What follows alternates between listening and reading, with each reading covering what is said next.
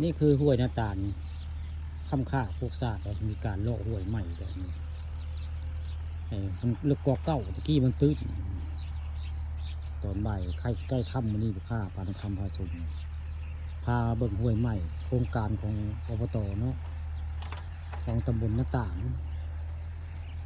ของประมาณมาเลาะห้วยนาตาลค่ำค่าอันนี้ห้วยนี้ลงมาตะบนนาตาลในห้วยแต่ห้วยมันตื้นมันหลายปีมันตื้นวันนี้กับเจ้าโครงการให้มีจกราชมีทั้งห้วยทั้งทางที่ทั้งกันห้วยกับทางที่ทั้งกันนะป่านนี้น้ำก็สิไหลแห้งกว่าเก่าได้บ้านเพราะว่าข้าเจ้าจกเลิกเนาะเลิกกว่าเก่าห้วยนี้พุ่นแล้วมาจากบรรณาตาลตำบลนาตาลนี่แหละเบคโค2 คันหมดเลยทั้งน้อยทั้งใหญ่รถไทยอีกนำเลยรถไทยนี่ก็เอาไว้ดัน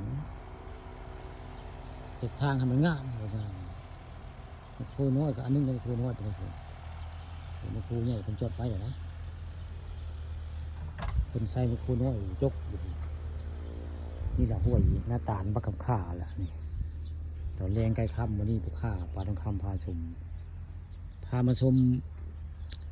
ให้หน้าบ้านพวกข้าแล้วก็พาเบิ่งตะเวนใกล้สิตกตะเวนใกล้สิตกได้ตอนแรงวันนี้พวกข้าพาเบิ่งแม่คูแล้วก็เบิ่งข้าเจ้าจกนี่แล้วจกห้วยหน้าตาลบ้านหน้าตาลตะบนหน้าตาลนี่แล้วก็มึงแม่คูนี่พ่อเจ้าจกห้วยหน้าตาลโคกซากคำข่าใครไปจับข้าพามาเบิ่งนี่ล่ะห้วยหน้าตาลโคกซากคำข่า